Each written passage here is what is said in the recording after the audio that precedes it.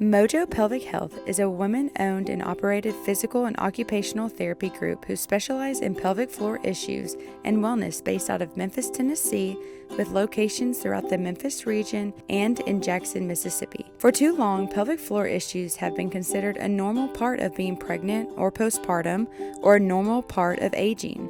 But this group is working to change the stigma around not only normalizing care for issues, but including pelvic health care as a normal part of wellness, and to help prevent issues that can impact how you see yourself and how you live your life. They treat women, men, children, and teens for any and all things that most consider to be TMI. Learn more at mojoph.com or on their Instagram at Mojo Pelvic Health.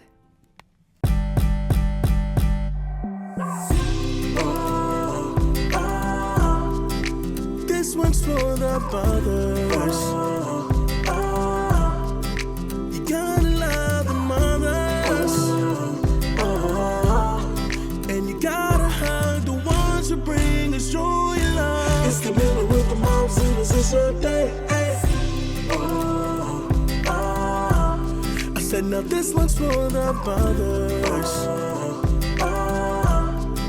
You gotta love the mothers.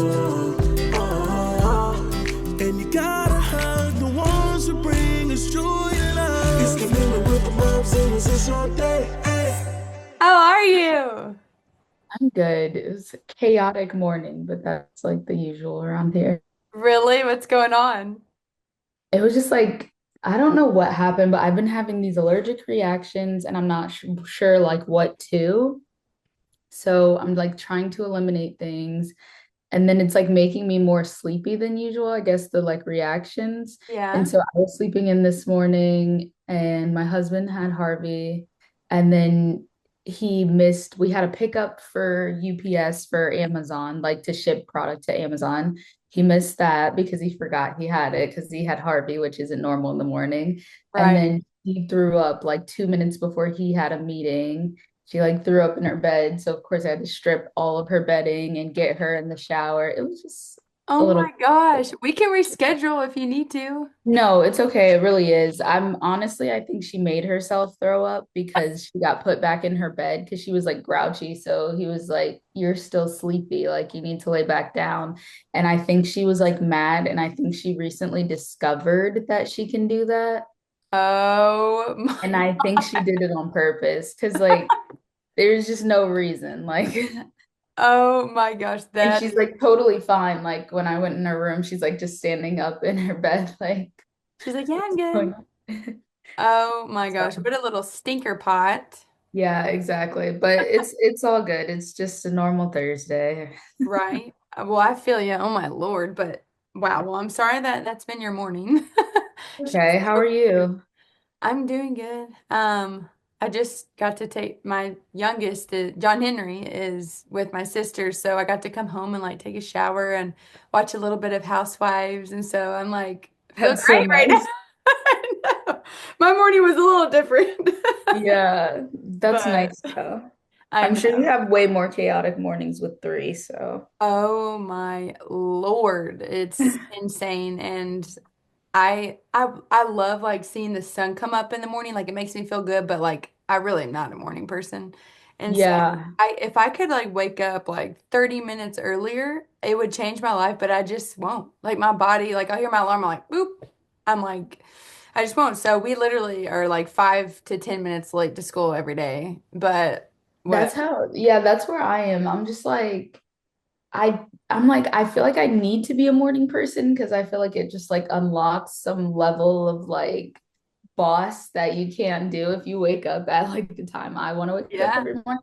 But like my body just won't do it. Like even if I wake up naturally, I think it's that mindset of like new mom, like when am I gonna get this sleep again? Like if everyone's down right now, I need to sleep. I need to be Yeah. sleeping. Even if I'm not like super tired anymore, I'm like, but I might not get sleep later. Like Yeah, 100%. It's like any chance. And man, I miss napping. Like I'm a huge nap person. Like, I mean, my whole life I've not been like a morning person. Like I just like to sleep in. Like in college, I mean, Lord, I would sleep in. Or if I had early class, I'd come home and sleep till like 2.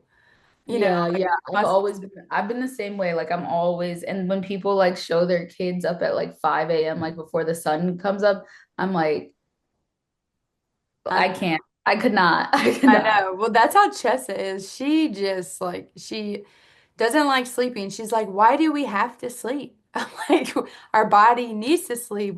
We have to charge our body. Like I go on this whole spiel about it. Yeah. But right when the sun comes up, man, she does wake up. But I've finally made her either stay in her room and play, or I'm Yeah. like, do not wake me up. Like you turn the TV on and watch some Gabby Dollhouse or something. And of course that's probably the worst thing as a parent to do, but I'm like, I'm sleeping. I mean, yeah, it would, but I feel like it would be worse if you couldn't get your sleep. Like, then it's like the whole day is set in motion. Like, I'd rather her have like some TV time in the morning than like the whole day just be a disaster, like a Yeah. dumpster fire. Oh Cause yeah. I can't like I'm like not a I feel like I'm not a good mom when I don't sleep well. And I'm like yeah, struggling. I have to chug coffee, bring it together. Like I have to get at least a little bit of sleep. yeah, I feel the same. I'm not a 5 a.m. gym girly.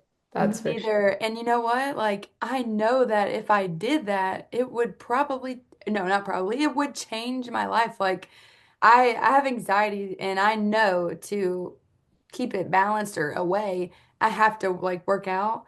And I Yeah. know that if I were woke up early, but first of all, went to bed early, but Yeah, exactly. yeah, woke up early and like had that time to myself to like work out and like be by myself, then I know that it would make me feel better, but I'm just not there yet. Like John Henry's still like he's gonna be 2 and he sleeps in my bed. Like I'm just Yeah. There's so breastfeeding, many. not there Yeah, yet. there's so many things that they don't like say when they're saying like, "Oh, you should do this. This will be helpful. This will be helpful." It's like, yeah, but my baby still sleeps with me. Like they're still waking up occasionally, or we're Oh yeah. going through sleep regression, which is like Harvey's doing that right now. Like she just turned 2 in January, and for the past like probably 2 weeks, she's been doing this thing where she wants to wake up at like 5 a.m. And then she's like miserable being put down, which she never has been. Like she's been such a great sleeper ever since she got in her bed, which like happened at 5 months, and she just never looked back. Like she never wants to sleep with us. Right. And so like now I'm just like, what the heck is going on? Like, what is going on? Oh my Lord, there's just always something. Always. Every time you're like, this is the week I'm gonna get my life together, then it's just like something happens with them and you're just like, okay, I'll try next week. Oh, for sure. And oh my gosh, if your friends don't have kids, they like act like they get it. You don't get it, people. They don't get No, it. yeah, Like, I mean, I get it's hard, but like you should really try to push yourself. And you're like, I'm pushing myself to survive right now. 100%. They'll like, want to schedule like to go to dinner or something. I'm like, oh my God. Like want that, but I'm like, I literally can't. Or like they'll get sick and then I'm like, I bet my friend thinks I'm lying or something. I'm like, they really are sick.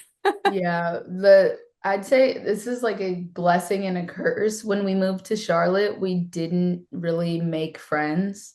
So I don't really have any like friends that are local. So it's like a curse because like we don't have help, but it's like a blessing because I never have like in-person commitments unless it's like a big trip or something. Right. That's hilarious. How long have Yeah. y'all been there? So we've been here for a while. We've been here since 2020, like the end of 2020. Oh, wow. Yeah. Big year. Yeah.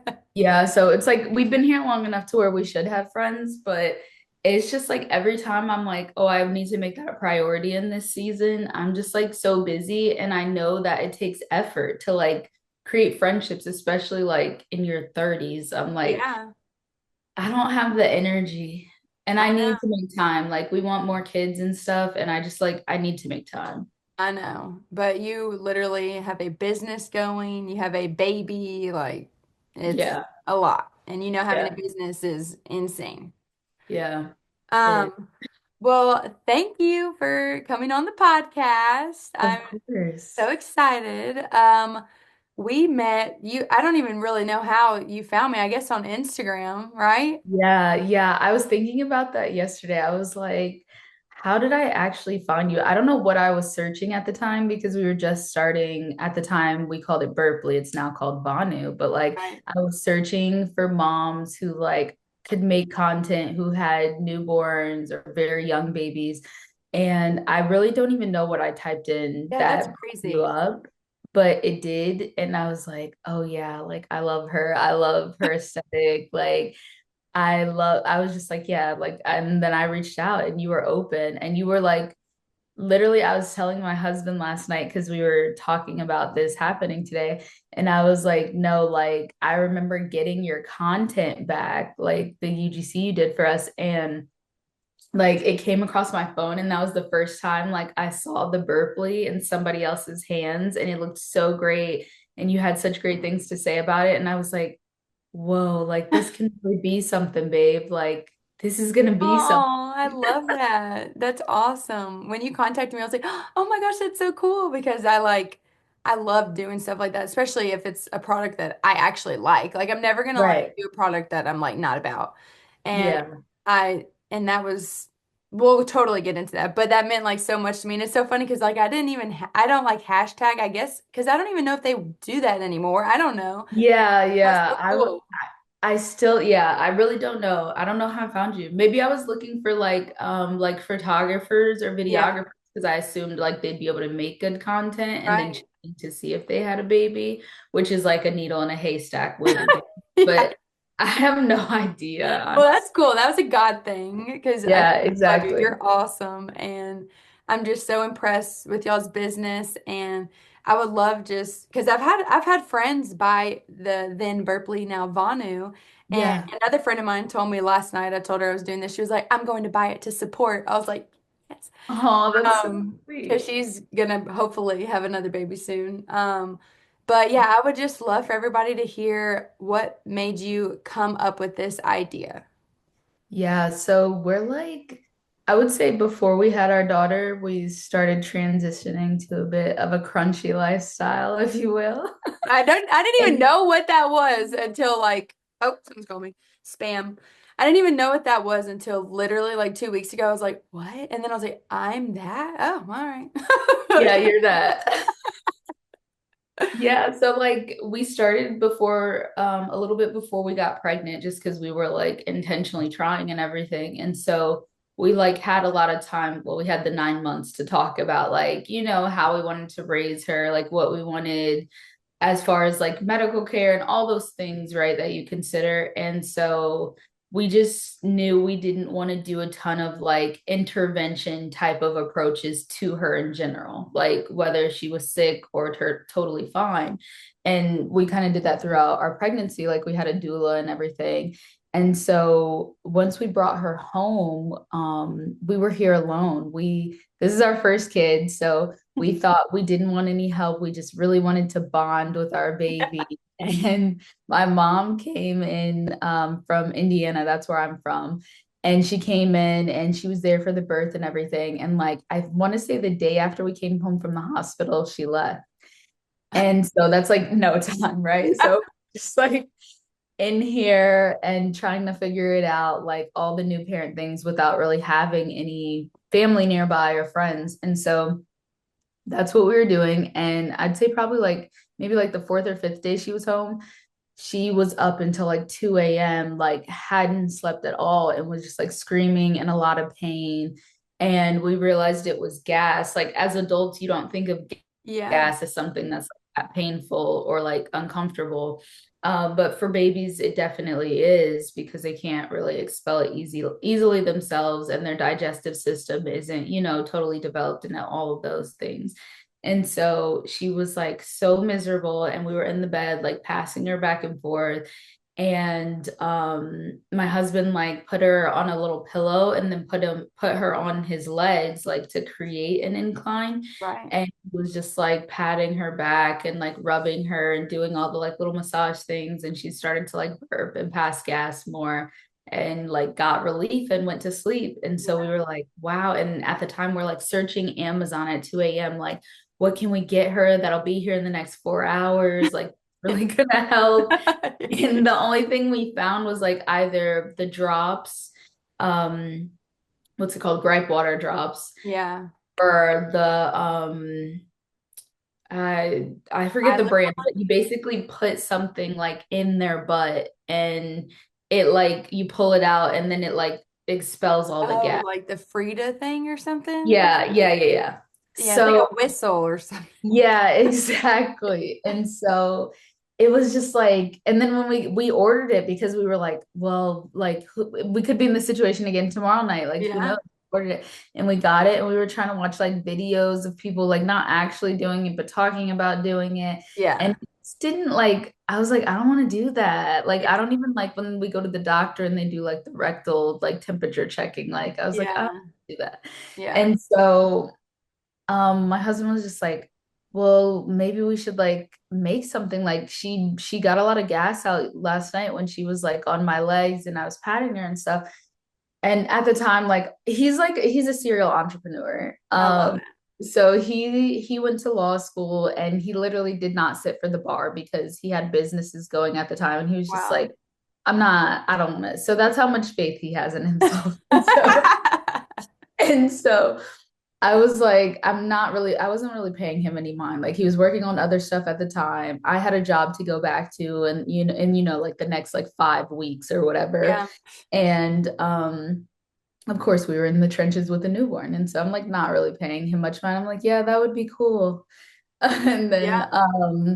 a couple weeks later, I mean, it happened a few more times, and we ended up adding talking to our doula and stuff. When we added a probiotic into her regimen at the time and stuff, and so that was super helpful. And then us just like being more vigilant about burping thoroughly and like all of those things. And so a couple weeks later, I was like, well, it was probably more than a couple weeks. It was probably like 12 weeks later because I think I was back at work at the time. And so like I was thinking to myself, I was like, actually, I think that would be a good idea. Like it did really work for her. And by this time we're using it too for tummy time with her. Right. Because she's so like screaming her head off, laying completely flat on the Hmm. floor. And so now we've gotten two uses out of it. And I'm like, I think we should like try to do something with it. And so of course that's all he needed to hear to like get Yeah. the train moving. And so yeah, we just like started doing everything. And I was working at the time a 9 to 5 in PR. Like I was Wow. working from home. We kept her at home still. Yeah. He was like working too at night. He had a job at night. Wow. And so it was like insane around here. Like that was probably like one of the hardest times, just like trying to balance everything and keep it afloat. But like, I mean, as a mom, like your body just kind of like kicks into that like overdrive, like hypervigilant state, and you're just like, it has to get done.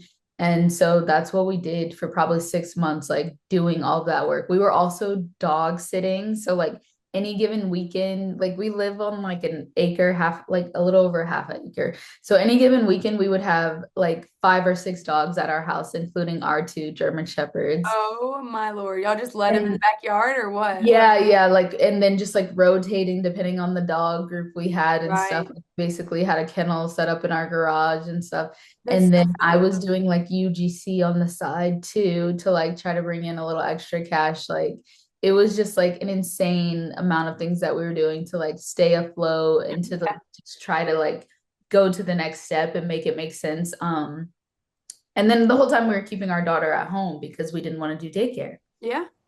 And so it just like was what it was for I think probably like 6 to 8 months. It was like that. And then the smoke started to clear a little bit. And Vonu, Burplee at the time, it started doing well. I posted one video on TikTok and Instagram and it went viral. And that was like Wow. our intro. And it was like basically my founder story, like why we did it, how we did it. It was showing like clips that at the time we didn't know we were going to use for something like that, but we were just documenting the process Yeah. of getting it to market. And it went viral, and that was like our first intro. And then we started running ads on Meta, and my husband took like a couple weeks and taught himself how to do that. And which like like I mentioned, he's a crazy person, but he like that's like somebody's entire Good. career field, and he's like, I think I can do this. Yeah. And so yeah, we started running meta ads and it took off. Like I think our initial order was like we could afford, like we used the last of our credit card limit to do like order like 350 of them, Wow. and they were sold out before they got to our door. Wow. And so once that Oh happened, my Lord. it was just like, and I like still, it wasn't registering to me. Like he's like, because I come from like the corporate world, and he's like, babe, like this is something. And I was just like, yeah, I guess. I'm like handwriting like thank you notes to each Yes. of those first customers. And I'm just like, I don't know how long I can do this. Like this is starting to hurt my like 350 times. yeah, I'm like packing orders in between like my work meetings or at night once she goes down. And I mean, it was just like that type of startup. And I mean, I still consider us a startup. We're like a year and a half in, Yeah.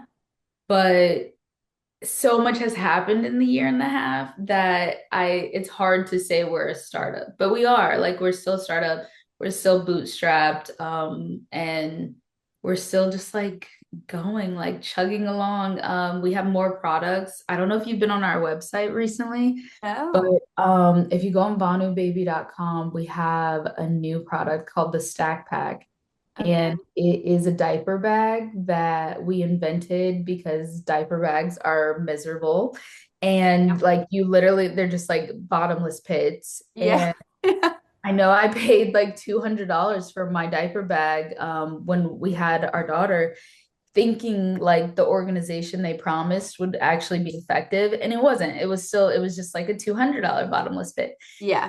And yeah, so we basically invented this diaper bag that has compartments that you can access like alone, and you can organize your child's things. If it's your laptop, like it has all of the Wow. things that you can travel with. So we've been like troubleshooting for probably almost a year now. Like I think the first time I traveled with it, we went to New York, and I was like, I want to make sure it can be like a personal item on the plane. I want to use it with our Yeah. daughter traveling and make sure that like it checks all the boxes. And so we're in pre-sale for that right now. Okay. That's so And cool. yeah, I'm obsessed with it. We're going to do a couple different colorways. Yeah, I was gonna And it's ask just for the really pattern. exciting. Like, yeah, we're really just trying to expand the brand to cover like kind of those like gray like areas that like parents are always thinking to themselves like, why don't they make something for this? Like this Yeah. makes no sense. Like why isn't there something that helps with this?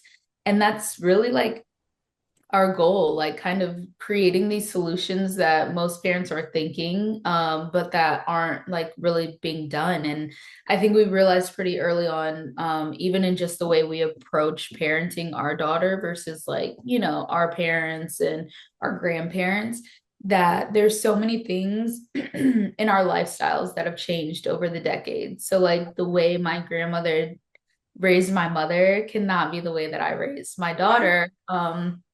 And so many things of those are like factors like we live further away from our families now. So we have less of that like support and knowledge as far as like passing down like generational like knowledge and little things you can do like when they're sick or, things like that. And then diets have definitely changed a lot. Yeah. And we've been like sticklers about that, which I think our family thinks that we're crazy. But I'm I'm like, like that too. I don't care. yeah, I'm like, I really don't. Like our daughter pretty much eats mainly protein, and at this point it's like her choice, but she doesn't like, she's not interested in anything sweet. The sweetest thing she'll have is like Good. she'll eat a strawberry. She will barely even eat a banana, which is And she's like doing the according, carnivore diet. yeah, basically like she's always like chicken beef. Oh, She's like cheese, and then she's like hot cheese. She likes spicy stuff. So her hot cheese is pepper jack cheese, and she's that's like cheese, hilarious. hot cheese. That's great. That's But so important. So important. yeah, and I feel like, I mean, she's just like, obviously I can't compare her to a kid who eats the standard American diet because we don't have another kid yet. But she's doing great. And all of those kind of things coming together for us have like compounded like our kind of R&D process, like developing the company, developing like the lane and the products that we want to be a part of, and kind of like our stance on certain things or how we feel, or just like where we want to position ourselves in the market in terms of like our brand and who we are and, what we believe. Well, I love that so much. That's incredible. Yeah. So with the what used to be Burplee, I say that because I know my friends know what that is. It's called Vonu now, everybody. So But our company's called Vonu, but the lounger is still called a oh, it Burplee. So is? Okay. Burplee by Vonu. Yeah, we just kind of Oh, changed okay. the name because it was like we knew we wanted to keep adding products, and Okay. it was like we can't be Burplee and like have like our diaper bag, the Stackpack and stuff. So we changed Right. it to Vonu, which like Von means hope and new means new, and we were like children are new hope. Oh, So I love that. I was gonna yeah, we ask like you. we do a lot of crazy things. We were like in Tampa the night before our biggest photo shoot with like 15 models and like all Wow. of these things happening. And we changed the name of the company. That's so And we funny. got to the shoot the next morning and we were like, rip all the tags off or like tape them under the lounger. Like it can't be in the new content. And the photographer's laughing, like think we're joking. I'm like, no, I'm dead serious. Like we changed the name last night. He's like, okay. He was like, this is a first. I've never had a brand like change their name in the middle of a shoot. I was like, yeah, just believe, like, just trust us. It's That's hysterical. Okay, well, I love that. So, for those who like are just listening, the Burpley is a wedge that you can lay your baby on like for tummy time, but like you said, to, get the gas, help them get the gas out because yeah, it's miserable for yeah, them. And I feel like, man, I really wish I had that for my daughter because she had terrible, terrible gas pains. I mean, like your videos, the first one I ever saw, the screaming and the crying, and you just felt hopeless, and the constant, like, not throwing up, but yeah, like the reflux. Yeah, terrible, and you just feel hopeless as a parent, and you're just throwing gripe water down their throat and mylicon, blah blah blah. And let me tell you, none yeah, of that ever worked. And now that I know what I know, I'm like, oh, I wish I didn't give that to her. But oh my gosh, I wish I had that. And then with my second, kind of similar story, but they said he had colic. He did not have colic. He had other things happen to him, but it was not exactly. colic. Yeah, exactly. And that's my thing. I'm like, what is colic exactly? To me, it's like the same as like a irritable bowel syndrome Yeah. diagnosis as an adult. Like, okay, something's irritating it, but Yeah. what? Like, And what they're is? like, you can't do anything about it. You just got to deal with it. Well, it drives me insane. But Yeah. with the Burpley, I got to use it on John Henry, for his tummy time, and he loved it. He's just smiling all the time. He just loved it.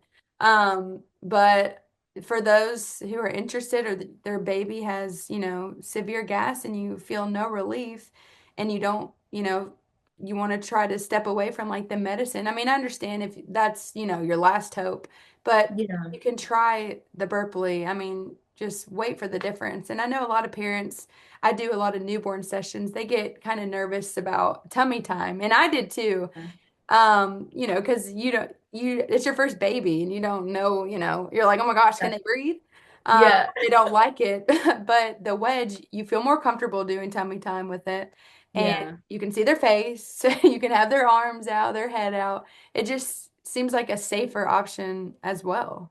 Yeah, they also like stay engaged more. So we also sell engagement cards, which are just like the high contrast, like black and white cards that you put in front of them. And because they have that elevation, it just kind of like keeps them more like engaged and aware of what's going on around them, like helps with like neck control and all of those things. And I will say like people use our product in conjunction with other products. And of course, like you don't live a life where all everything you use in one day is from one company. Right. Um, so like yeah, I just encourage people to give us a try, even if you are using the medication, even if you are Yeah. using other things, because it's something you can add into your regimen that's not invasive or medicinal, so it doesn't interfere with anything else. And then it's super easy and convenient, Yeah. and can be like used throughout the day. Like people contact us about their kid having severe reflux, which like our daughter's reflux was not severe, but seeing moms on TikTok and stuff, and they're bawling like into a camera of strangers because that's like how far it's taken them. Like people think it's just like something that's isolated, but it's like no, like those things compound to mess with like the little bit of sleep you're getting, and then it stresses you out and you can't produce the milk at the rate that your baby needs, and then you're stressed because you're adding in formula. Like if you didn't feel like that was your choice, it's just Right. like your body's not really cooperating. Like it's a slippery slope, and I feel like if we can just like insert ourselves in those different areas of a parent's life to kind of stop the cascade of events, that's where we want to be. We had talked about you coming up with different products like a while ago. Were you talking about the diaper bag, or were there other things you were thinking about? Yeah, so there are definitely other things in the Oh, pipeline. So the diaper bag is like just dropping, but it's been in my mind for like a little over a year. And like I said, I've been like testing it out. So it just like dropped, but we have more stuff that I personally think is like even cooler than the Burplee, even cooler than the Stackpack. cool. Um, but I can't talk about it yet, but I will say it's like definitely in the realm of crunchy. Like, I don't know. Like I'm it's like excited. so it's like more, I mean, our personal philosophy as parents, like we are definitely like very like follow our intuition, like what we feel is natural. We kind of don't subscribe to a lot of like the modern or like Western ways. Just because that's not what's worked for us. That hasn't been Right. our experience. And there are people around the world who have been doing certain things for, you know, indefinitely for endless amounts of time. And so we're just always open to that information, those lifestyles, and seeing how it can be implemented into our modern world, like in Right. the West, and where we can take it, and how most importantly, it's helping parents and babies. Yeah, I absolutely love that. That's literally like the journey that I am on because Yeah. we've had things happen. I've had things happen to myself from what I'm Yeah. talking about. Yeah. Now I'm on this journey because I really don't have a choice. I have to help, my son who has really suffered from vaccines specifically. And so now Okay. I'm on this journey of detoxing, helping him work through things, helping him with his severe eczema and the Yeah. Burplee, like when he was little, after he would get vaccinated, he would be bloody murder screaming. And I Mhm. had, I of course, like I had such bad anxiety, and I would call and they would tell me, "Oh, it's normal, blah blah blah." Well, now that I've, learned how to read like the inserts on things, I see that that's like an adverse reaction and that's not normal and it's not okay. And just Yeah. the different things that, he's gone through. And now I'm on this journey and I'm like, wow, maybe his gut health was, messed up and he was really struggling with gas. Think of it if I had something like the Burpley to help him relieve that pain, you know what I mean? And Yeah. he's screaming like that. And so hearing that, that's kind of some things that might have with your business. That's awesome. Anything to make a mom's life easier. And when you're at a point where you feel hopeless, and now you have Vonu, which, means new hope. But I mean, you'll try anything. And so Yeah. going down a route And that's like the kind of scary time, right? When we're yeah, willing to try anything, because then we end up in positions where it's like we're listening to other people or their experience and all of these things, and it kind of messes with like our like mom, brain and intuition, and lock in with our individual child and like what we know that they've experienced or they're going through, or we're the only person who's with them night and day, right, outside of course their father, but like they're literally nursing on you. So like your body is like having this exchange with them in real time, and like right, what their body's going through and stuff. And like it's like that's the scary window for me, right? To be in where I am at my most desperate as a mom, like trying to care for my kid, because I feel like that's when we're most likely to be taken advantage of, or just make decisions that we otherwise, wouldn't have. right. Feared And so I into think, doing them. yeah, I think even just being, like I said, in that space as a company where we can just give you a moment to like take a breath and like pull your head up out of like what's going on and be like, okay, no, this was our plan. This is how we wanted to do things. Let's continue on this path, or let's just like, our doula was always like when I was trying for like an unmedicated, like no intervention birth. And her thing was always just like, you can ask multiple questions, but like the best question you can ask is like, what happens right now if we do nothing? Like, if Right. you're being pressured to go this way or go that way and you're just unsure and you need a minute, what happens if we do nothing right now or for the next 2 hours? And then the answer is like, okay, well, this can happen or this can happen, or it can just be 2 more hours of what's going on currently. And you can use the 2 hours to figure out what you actually want to do next. So Right. like, I just like I loved that approach, and it was super helpful for like our birth story, which is like a whole nother thing. But I like, want to hear it. if you have time, I can definitely share. But it's like Yes. we like went in, trying to do low intervention. We didn't want to do at home just because it was our first. And I was like, okay, I think I'd feel comfortable in a hospital setting. Yeah. And so that's what we did. We had the doula our whole time. When Like you that. say that, do you mean like, does that mean more than no epidural? So I didn't want an epidural. I didn't want like Pitocin. I didn't want my water to be broken by like a doctor. Okay.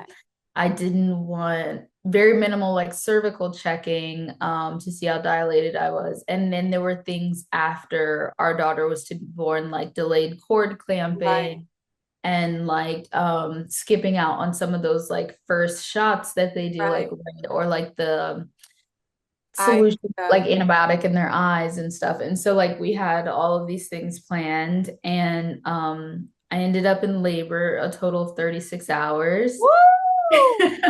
Wow. And so that was like, I was Oh like, my God. and I think so much of like labor is like you don't know how bad it can get with your first, right? So you're like, I don't know the pain that's coming. Like, is it gonna get worse than this? Like, Right. How did and you you're know kind you of were in labor though? and so, Like, well, so this is one thing that I didn't know. I thought that it was like all the TV shows I had seen where like your water breaks and then labor starts. yep, nope. It's not like our Sometimes, but so rare. it's yeah, it is rare. So our doula told me like that's not, common. Like you can be in labor for, I mean, your water can wait to break until you start pushing. Like, Yeah. and so we were way past our due date. I think she came at 40 weeks, 2 days, 2 or 3 days. Okay. Yeah. Wow. And so, which like for me, it wasn't anything more than just being uncomfortable. So Yeah. at that point, they're trying to see me every day, like our doctor's offices. And we had a mix of like holistic and like standard medicine because I had a complication. I had something called placenta previa, where your placenta is sitting on top of your cervix. So the concern is that you can hemorrhage if you go into labor, just because it's like right there on top of your cervix. And Right. so the whole time they're like trying to schedule me for a C-section. They're like that I'm pregnant. They're like, you won't be having this baby vaginally. Like you're going to have a C-section. We'll get you scheduled at 37 weeks. We'll put you and her on steroids before you give birth for her lung development, like all of these things. And of course, that was like devastating for me. And Oh, so it would be for me too. we did a ton of research, and like we were consulting our doula, and she was basically like, your placenta can move, like you're still growing a baby, you still have like X amount of weeks left, whatever it was at the time. She was like, literally have them check it all the way up until like the day you go in for a scheduled C-section. Like they have to check it before you let them cut you open. Right. And so that's what we did. And at 37 weeks, my placenta had moved, and they were like, okay, I think you can try vaginal birth. And so thankfully, like, thank God, we ended up being able to have her vaginally without any like complications. But it was just like scary, the thought of obviously me hemorrhaging, Yeah. um, the like maternal death rates are so high for us here in a developed nation and even higher for Black women. Yeah. And so like I was terrified and trying to like push that out of my mind while preparing like for her and everything. But anyway, like back to the day it happened. So it was super early in the morning. I started feeling contractions, but I was able to sleep through them. I got like one that was kind of like what I thought to be painful at the time. I know. And I like felt this like popping. It almost felt like a rubber band popped inside of me. And I like stood up out of the bed and like my water broke. So And cool. I wish that never happened to me. I'm jealous. I wanted to know what it was like. yeah, it literally felt like somebody like popped a rubber band inside of you. It was so weird. And so like I stood up and it's, just started gushing down. And Dang. that was probably at like 6 a.m. And then I just labored at home for probably about 14 hours because our goal was to Wow. like labor at home as long as possible, just because we were, we were told that the sooner you go to the hospital, the more likely you are to have some type of intervention. Okay. And so we labored at home for about 14 hours, and we would have labored at home longer, but my blood pressure started to go up a bit. So you And had my your doula was with like, you? yeah, we had our Okay. doula with us, and then she had a second doula come over to double check my blood pressure and just like check me Okay. out. And she was like, like I would probably head to the hospital, just based on the reading. And so we did go to the hospital. I got all checked in and come to find out my blood pressure wasn't high. Our cuff was not calibrated properly. Oh, And great. so, but I was like, I don't feel like going all the way back home. Like, we're here, let's just get in the room. So we did that.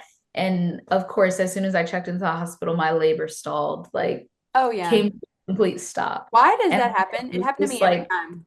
yeah, I don't know if it was like the stress, like the idea of the hospital, the fear. I don't know. And so it stalled. They gave us probably through, we checked in probably about 5 or 6 p.m.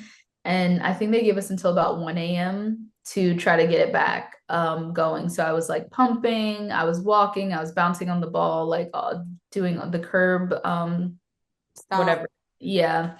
And so we were doing that, and then it wasn't working, and they were like, because your water broke so early, we want to get the baby should be out within 24 hours of your water breaking, just out of concern of like infection or Yeah. anything like that. And so at that point we had to make the decision. So I got Pitocin, which I really didn't want. And Pitocin is just a drug that like speeds up your contractions. Well, that's a side effect. It puts you back into labor, basically active Right. labor, but like the side effect is that it makes your contractions stronger and back to back, essentially.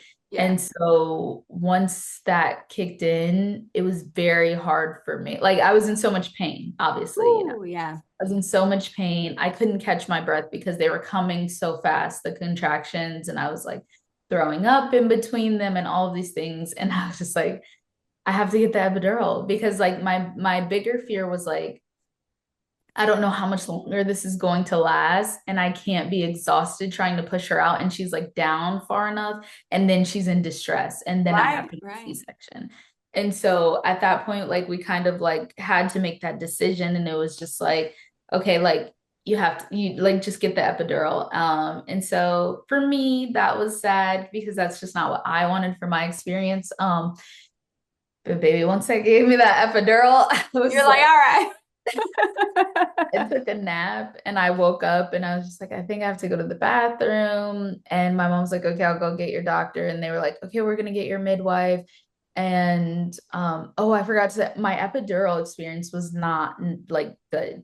Oh When no. they gave me the epidural, they only let one person stay in the room. I don't know if it's like to minimize distractions or whatever, but they only let one person stay in the room. So we had my doula stay. And That's yeah, weird. they started giving me the epidural, and they have to like put, they have to put the catheter type thing in your back to administer the Uh-huh.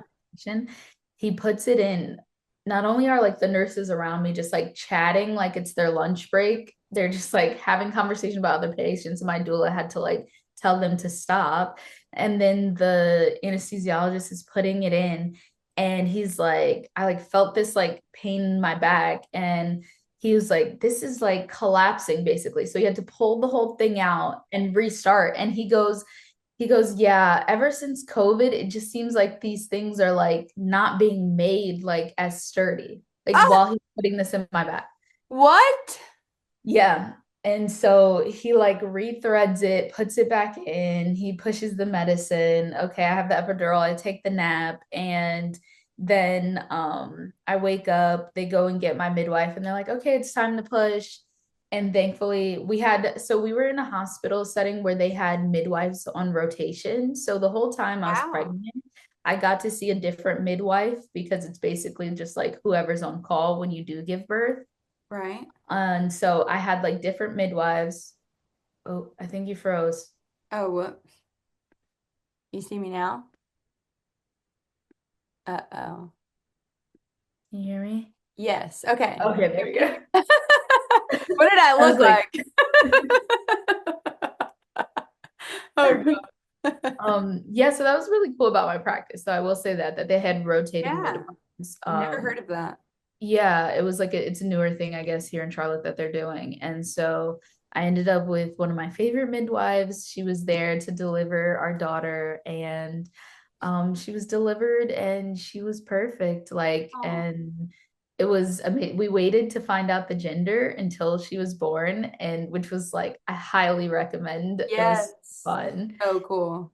And we had two names, and when my husband like the midwife moved over so he could like catch her and everything. Oh, And wow. Are was you like, serious? Wow. yeah, like he basically delivered her and stuff. And he was like holding her. And I'm like, girl, boy, like, what is Yeah. it? And he just like said her full name. And I was like, of course, like we were all crying and Oh, I stuff. got the chills. Wow. It was amazing in the end. Yeah.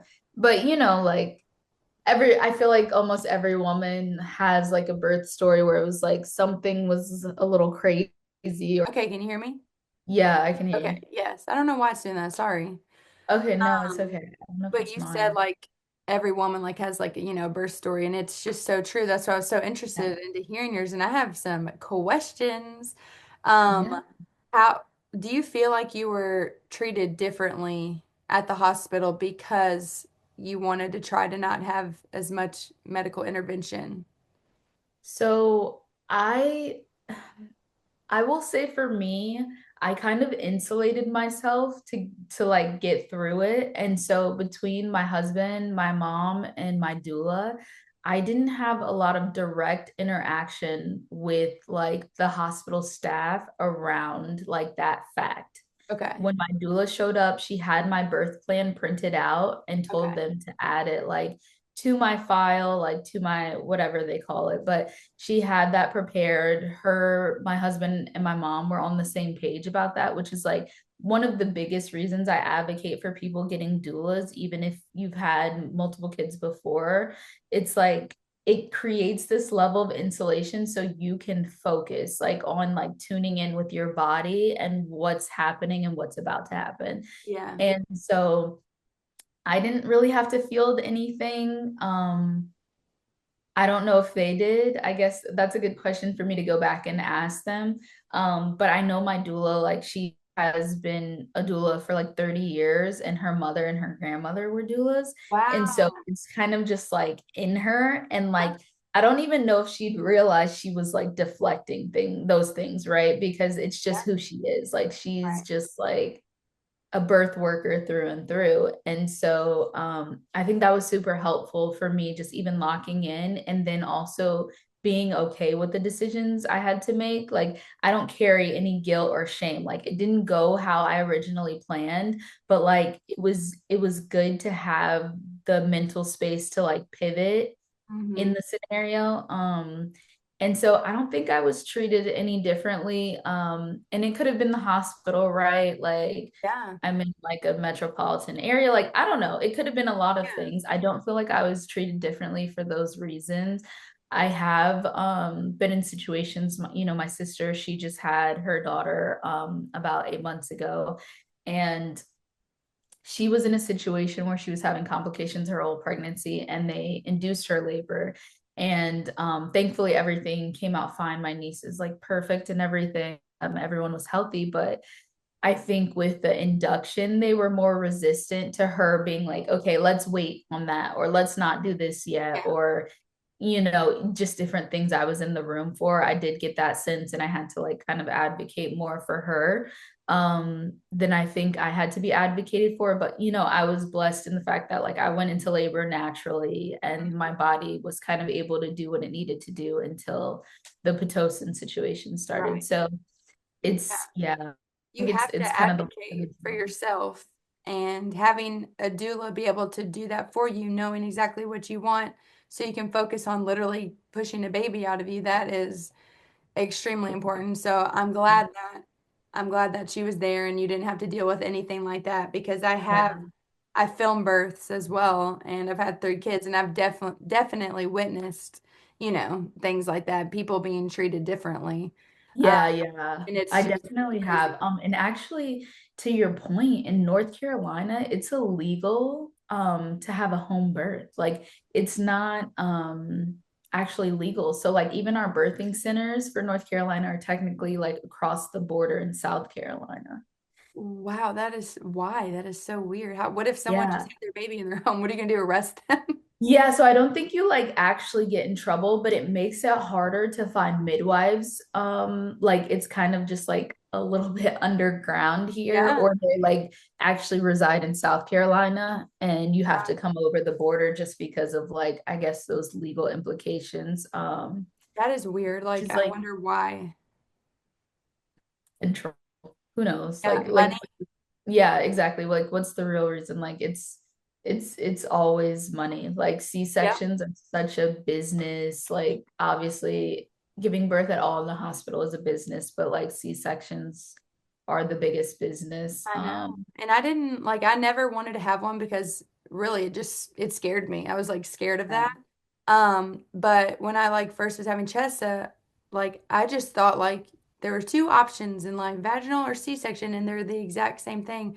They really yeah. are not. The benefits from a vaginal birth with, their gut health, the healthy Yep. bacteria, the difference in the mother's health, mental health, knowing that your body knows that that baby came out. Sometimes you have a C-section, your body doesn't know that that baby's come out, and you have, a horrible postpartum. Not every time, and Yeah. sometimes it's But just like the definitely recovery include. process in general is Yeah, so different. Like I had a friend who had a C-section and she waited to have another kid for like 6 years and she was basically like and she was luckily able to do a VBAC, like a yeah, vaginal birth for her second kid. She was like, honestly, this was so much easier. If I wouldn't have had a C-section with my first, I would have had kids back to back. Like, right. because it was just like I was on she was so afraid to do it again because of how miserable like her recovery was. She was like, I literally would go running like 2 years after having my kid, and I would still feel like I needed to hold like Wow. my scar.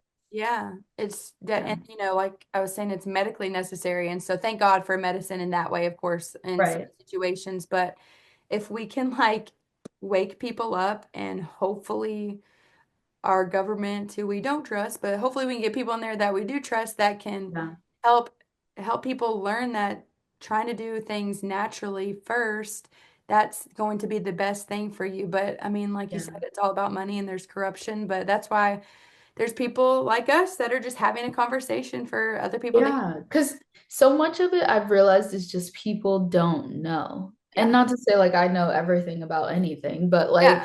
like people just don't know. Like they don't know that like because the information around certain things is so one-sided or so, like, oh, Fear a C-section mongered. isn't bad. Like it'll help get the baby out safely and you can schedule it. It's Yeah. convenient and all of these things. And it's like nobody talks about all of the cons of it. So like, or the other options you can try, right? Like even our Yeah. doula was saying like, she's had clients who they've said, okay, you'll probably have to have a section because the baby's like sunny side up or not turned, like, head down. And there are things you can do to like get your baby to turn. Like they can manually, turn your baby. I think it can be uncomfortable, but if Oh, that's, yeah. what you're like, I really don't want a C-section, like there Yeah, are other options, there's but they're not options. like we're never offered the other options. I Like it's just know. like this is what has to I happen. know. And it makes me wonder, is it like so that you don't make the person who had to get this, or not had to, but decided to get the C-section feel bad? Well, then same thing. Don't make the person who decided, who wanted to push for vaginal feel bad. You're so right. Yeah, It's like one-sided. And, I do have a friend who just had a baby. Her baby was sunny side up, and they tried to turn him, like she was going to pelvic floor therapy. Like she tried a lot and he just wouldn't. yeah, And so she did end up having to get a C-section. Actually, I think the baby was breech. Actually, no, the baby was breech, so it was feet first. So yeah, she ended up having to do that, and so like that's her story. That's what happened, and yeah. she'll work through that, and that's just how it is. But like you said, to know these options and to hear about them, it really is important. Another thing I wanted to ask you, you said, like, I've heard this before, but I don't know the right phrasing, but like black women, is it more statistically like that they die from birth? Like, what is that? Yeah, yeah. So I believe the statistic is like Black women are 4 times more likely to die in childbirth than any other group of women in the US. And I know the US has like some of the leading maternal death rates in developed Death rates. nations, like Okay. throughout the world for all women. So yeah, it's definitely a huge fear. And it was a big fear of mine just because like I was already dealing with the placenta previa Yeah. complication and the concern of hemorrhaging. Like everyone around me like knew my blood type. We called the hospital when we were on their way there to make sure they had like extra units of my blood type specifically. We reminded them when we were checking in, like we just made sure it was noted every interaction. But yeah, it's like terrifying, right? Why? Why is that? Well, so like I think the overall statistic as far as like women in the US like alone, I think it's because of like I think it's because of the level of intervention that's being done. And Wow. so things aren't happening as naturally as they used to. Yeah. Um, and I think it's leading to other things happening in your body during that process or right after it, right? Because there are also women who are dying postpartum, like they deliver their babies successfully, safely, and then something happens after the fact. Right. That's devastating. But I think for Black women, I think the issue is just racial bias, which is like in every industry, right? But Yeah. it's probably the most damaging in the medical industry because your life is in someone's hands who, has this racial bias. And I think there's just like across all industries, there's very little training or honesty or checking and how to like think outside of it. Like we all have it, right? We're humans, we're tribal in nature. Right.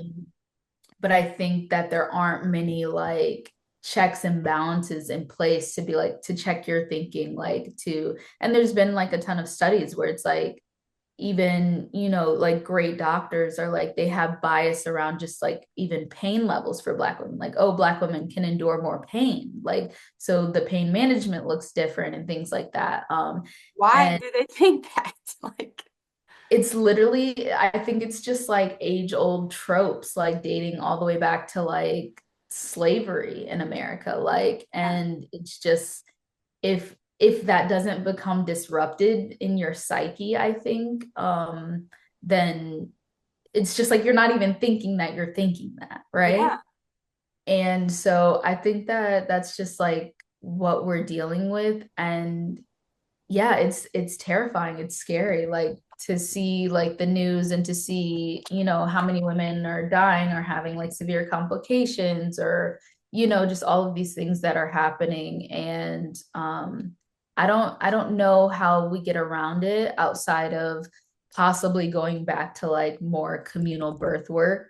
Right. Um, yeah, that would be like my only top of mind solution Right. because having a doula was important to me. Having a Black doula was even more important to me because I just felt like, okay, like this is someone in the room in a medical setting who like knows what I'm facing when I go in that room. Right. And she was able to like really be thorough with that. And I mean, to that point, when my sister was getting her epidural, they came in with a student, which like isn't generally a problem, right? But they never disclosed that she was a student or introduced her as such when she came into the room. And then Whoa. they were going to let her do the epidural, What? administer the epidural. And I just couldn't Oh, think like, would that have happened in a room with a woman that didn't look like my sister? Like, yeah. and so luckily I was there and I'd like been through my own epidural situation. So she chose me to stay in the room as the one person. And I actually had to have like a back and forth with the doctor who was in the room, like the anesthesiologist. And I had to like, I was like, okay, like I appreciate like that, she's in here. And I was like, I'm fine with her doing the like numbing in the area, but like for the epidural, I need you to administer the epidural. Good for you. And he like pushed Hell no. yeah, he pushed back and he was like, "Well, we're a teaching hospital." That's what he said to me. And I was Well, this is my sister's life, like, so yeah, thanks. I was like, I can appreciate that.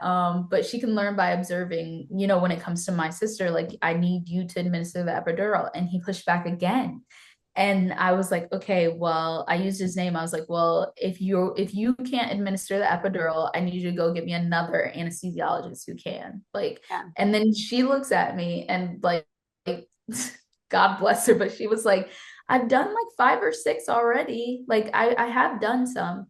I was like, okay. Don't Like, is care. that Go supposed to find make me somebody feel else. better?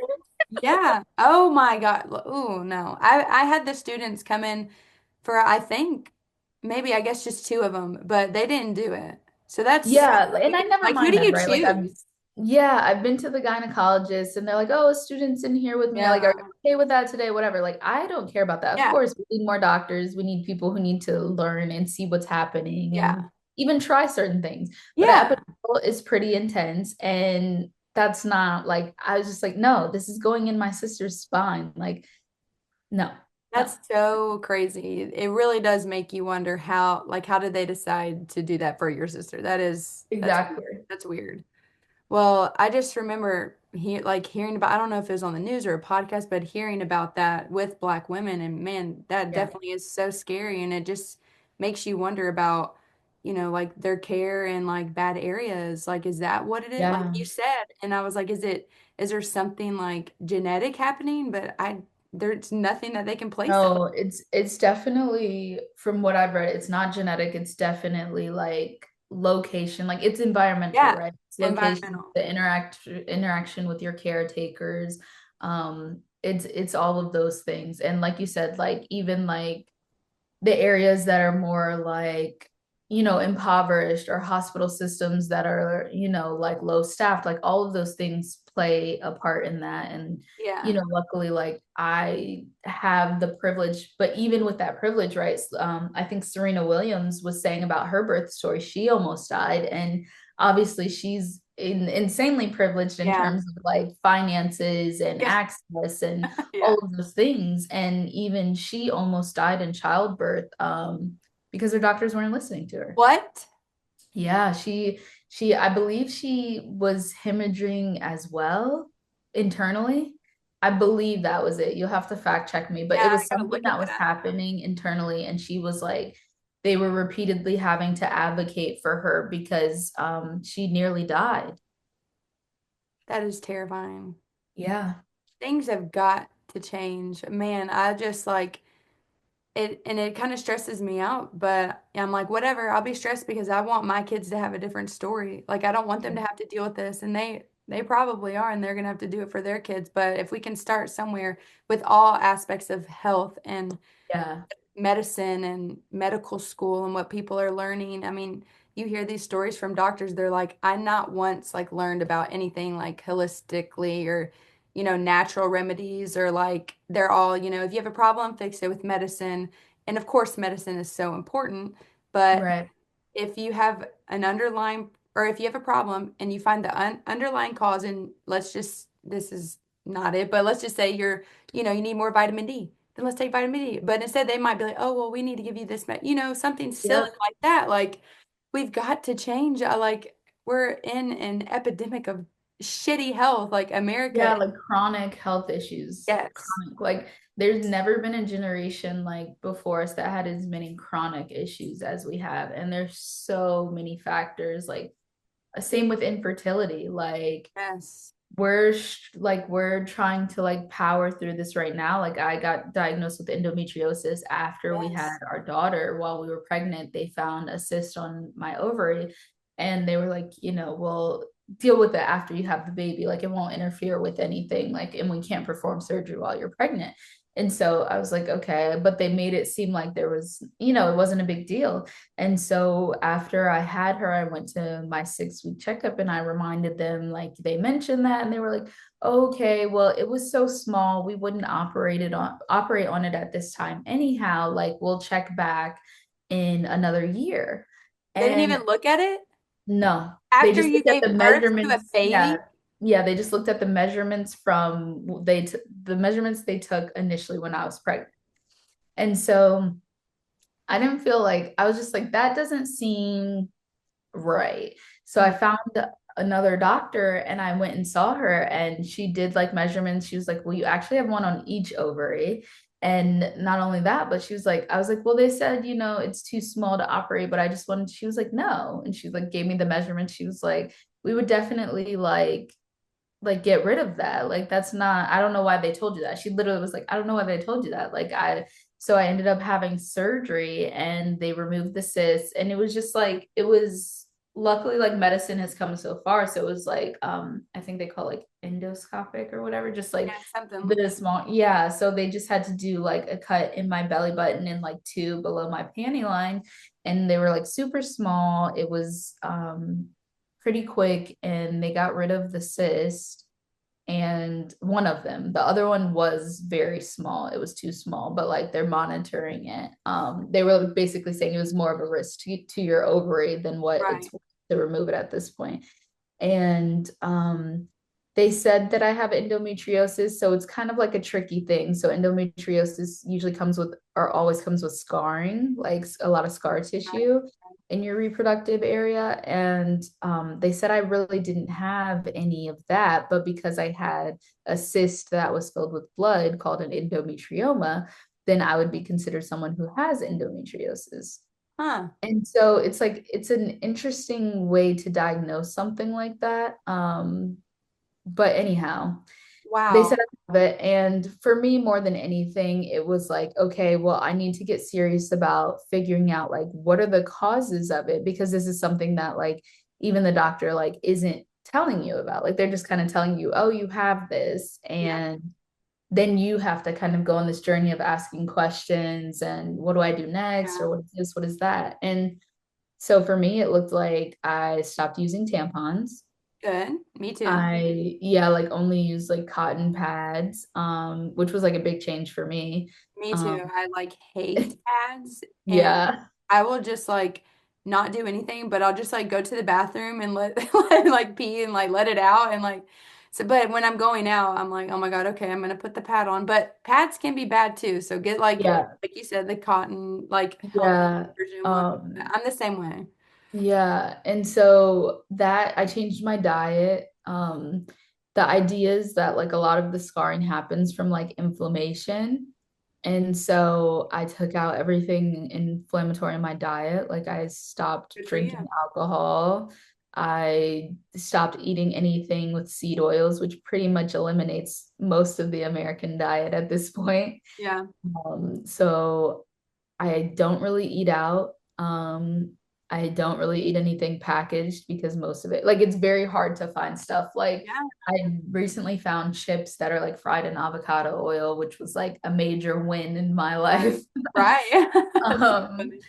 but yeah, like stuff like that I stopped doing. I started like being more mindful of my actual like cycle and what's happening at one time. I have to like monitor my hormones. I have this little thing that I have to pee on every day and like monitor my hormones. And most of this is because we're trying to have another Yeah, kid, right. right? Like I would say the level of intensity I'm going at this is because of that. Right. And I feel like I have like a smaller window since I'm 31. Right. We want a big family. So like I think, people do different things when they get diagnoses. And for us, this is what like we decided to do. And it's been all around good though. Like it's Yeah. improved everything in my life. Yes. And it's harder and it's more expensive, but hopefully soon we'll have access to these things in a way that's like actually like real access for most, if not every Yes. person. Oh, I hope so. But yeah, like we're trying the things, and I'm trying to like heal my body from the inside out, I and love it. hopefully we have another baby soon. Yes. That's like the ultimate goal, but it's nice that the byproduct is that I'm more in tune with my body. I think for the first time last month, I felt myself ovulate, which like Yes. obviously if you're ovulating every month, like there is a feeling with it, but you're Yep. so out of body, you're not aware, like between Yes. screens and like what you eat, just like disrupting how you feel most of the time. And like all of these things, like our work and like last month was like the first month I was like, I think I'm ovulating right now. Yeah. And I like did the hormone test and it was like, yeah, peak fertility, like you're Wow. ovulating in the next 12 hours. And I was like, that was so cool to like be that in tune with my body that I was like, I knew it and I was right. Like it was like a little reward in Yes. itself. That's incredible. I'm like so happy we're having this conversation because, this is like the journey I'm on too. And I want every mom to be on this journey and I don't want it to be so hard. I don't want it to be so overwhelming. And have you read the book by Casey and Callie Means called Good Energy? No. It is amazing. I'm not done with it yet, but she has like I'm doing the audio. She has like whole chapters about endometriosis and infertility and inflammation. Like it is amazing. And it's literally like it was like you were saying what the book was saying, like healing like from within. Like that's pretty much what it is. It's incredible. Okay. You should totally read it. I know you have so much Yeah. time on your hands, so No, well, okay, I am like one of my goals this year was like more books. And so I'm doing audiobooks. I have like the okay. Libby app where you can just like, I don't know if you, so on the Lib, it's an app called Libby, and you literally just get a public library card and type in your card number, and it gives you access to your library's Oh, database cool. free. And so I was like, oh, cool. But anyway, yeah, Super I'm cool. gonna look it up and I'm gonna Yeah. add it to the list. Right now Yes. I'm listening to a book called The Mountain Is You. I Okay. don't know if you've ever heard it, but it's like basically getting me back into like the mental gymnastics of like you're the blockage right now. Like there are Right. things you can do and they don't have to be big, but like it kind of talks about your psyche. Like if you one thing that got me was like, okay, if you've been told that people with money are evil or like immoral your whole life, if that's been your stance on them, you're never going to have money because you're not going Right. to allow yourself to like do the things to make money and like Yeah. build wealth. And I was like, that's I interesting. love that. What's it called? The Totally. mountain?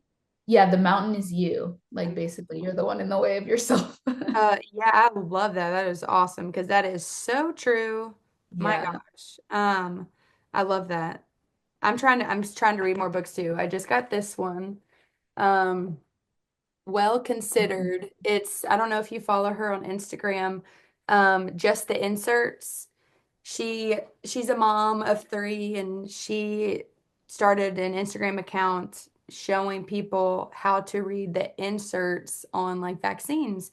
And Mm, my friend like sent it to me and I followed it and I never really paid attention to it until I had my own experience because that's how right. it usually goes. And Right. she actually came on my podcast and I'm gonna post it next week, but she just, teaches you. This one is a handbook for making informed medical decisions, and she just teaches you how to read them. And she's not, like pro-vax or anti-vax or anything. Like she's like not putting a label on herself, which I don't want to put a label on myself either. I just want to know Yeah. what's up. Yeah. And the truth and facts. You literally need to put that on merch. I just want to know what's up. Let's come out with some merch. I would wear it on a hat. I just want to know what's up. Seriously. But so I just got it. So I'm gonna start reading that. I'm Yeah, trying to I'll read a check it lot more out. too.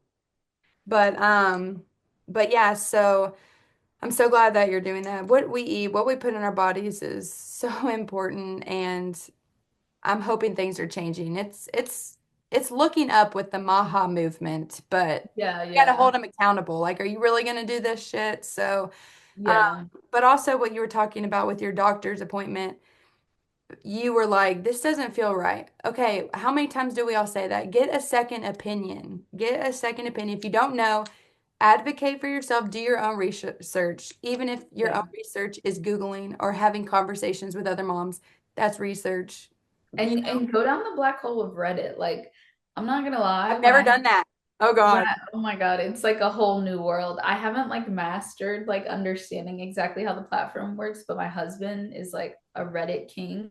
And it's so nice because it's like you can look something up and then it's like people sharing their actual accounts. So you take it for what it's worth, but it's like when I got ready to have my endometriosis surgery, like I wanted to hear from people who would have the surgery. Like, is it going to be painful? Like, what Right. should I expect after? Like, how long did it take you if you were trying to get pregnant? How long did it take you after the surgery to get pregnant? Like, all of these questions that doctors don't really answer, or if they do, it's just kind of like what they think, but it's not what they've experienced. Like, Right. I wanted to hear from more patients and not the doctor. Yeah. And so it was super helpful in that. But they have, Reddit threads on literally anything and everything you can think of. And it helped a lot as far as like gathering information for us when I had the placenta previa.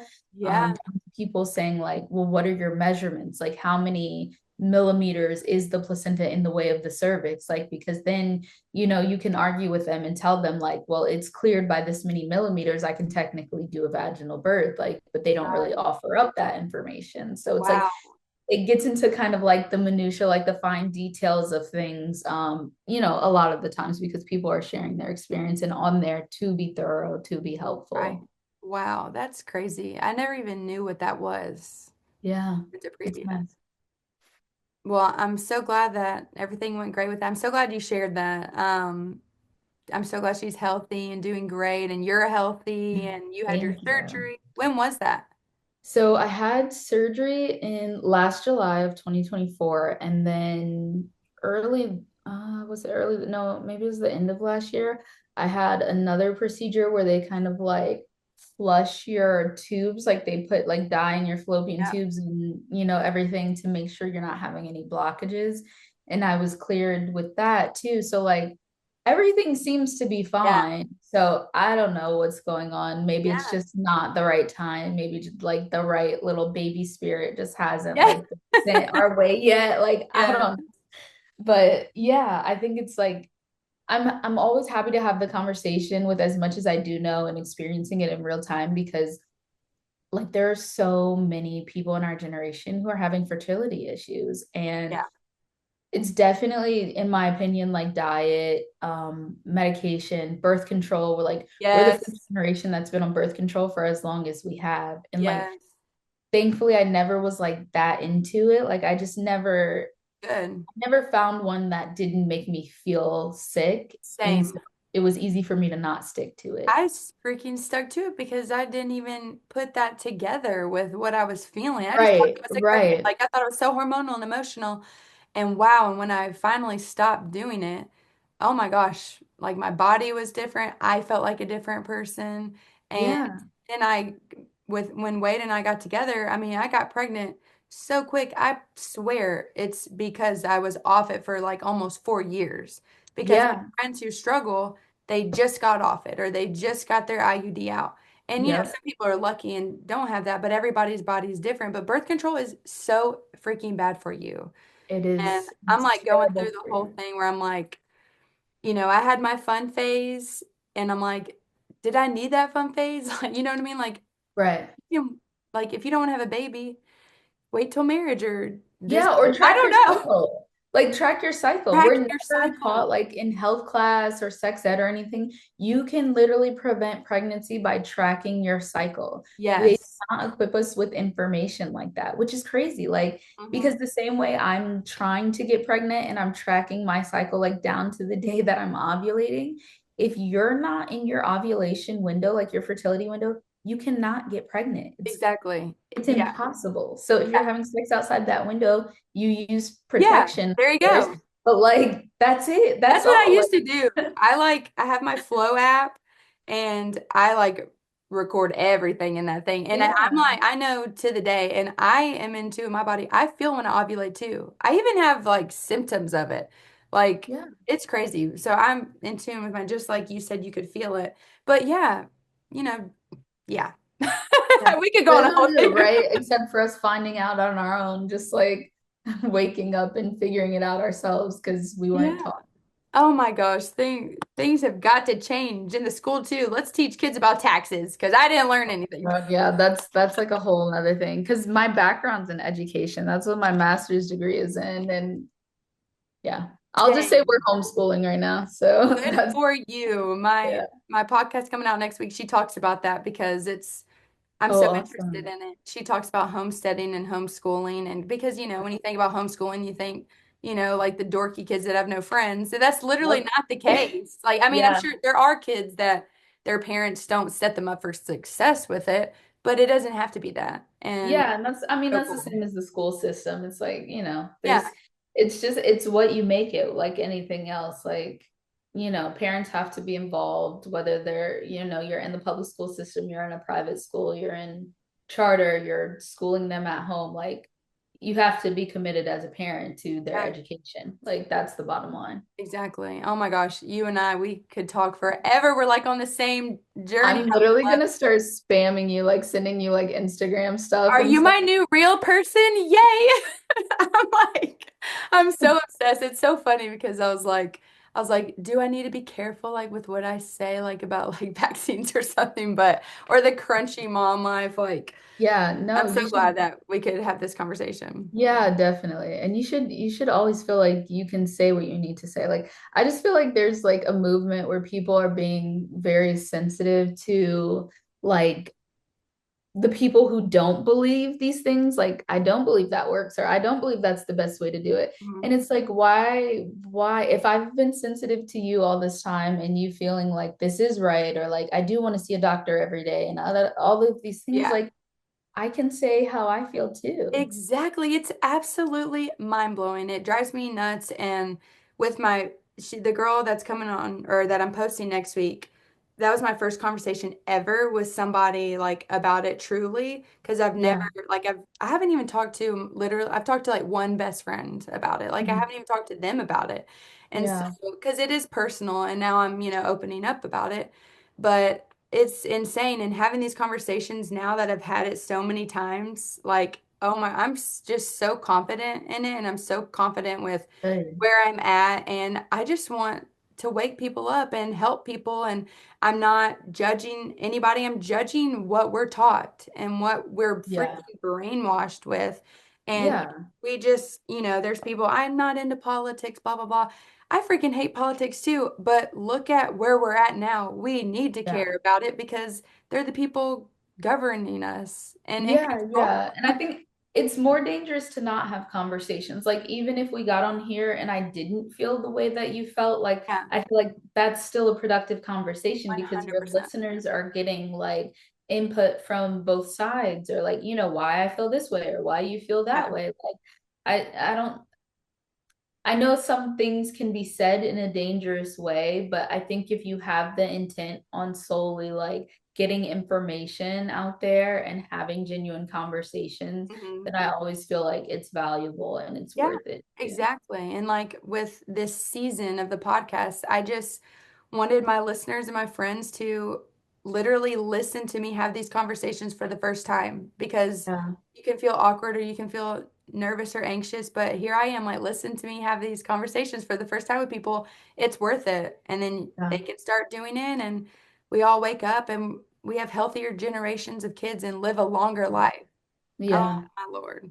yeah, definitely. I agree. Well, thank you for coming on here. I'm so excited to see where Vonu goes. Burplee is amazing. I'm going to put the website and your social media in the caption so everyone can find you.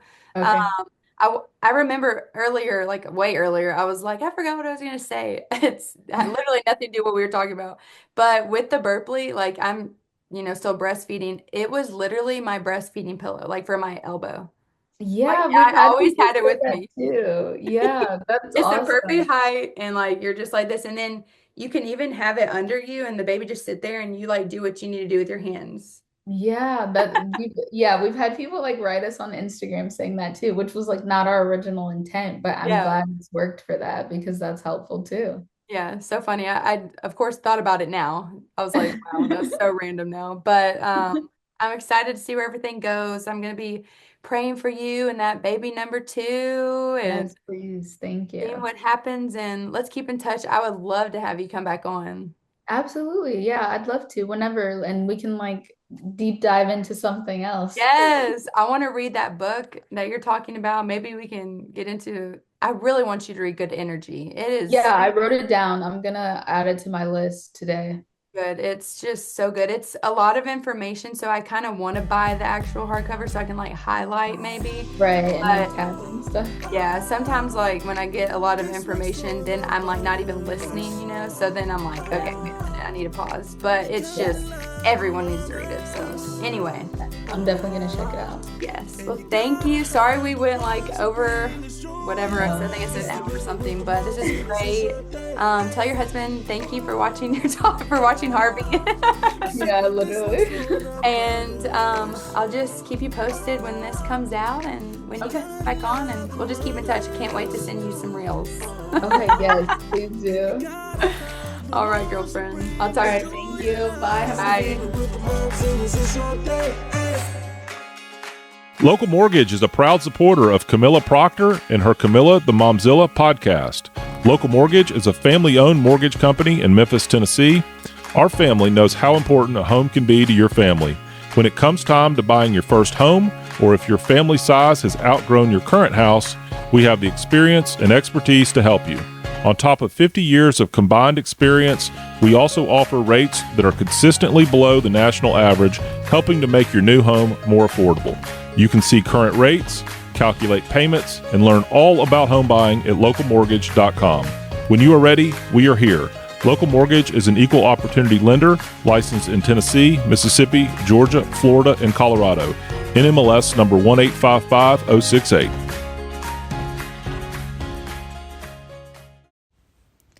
Are you thinking about buying or selling a home? Let's make it happen.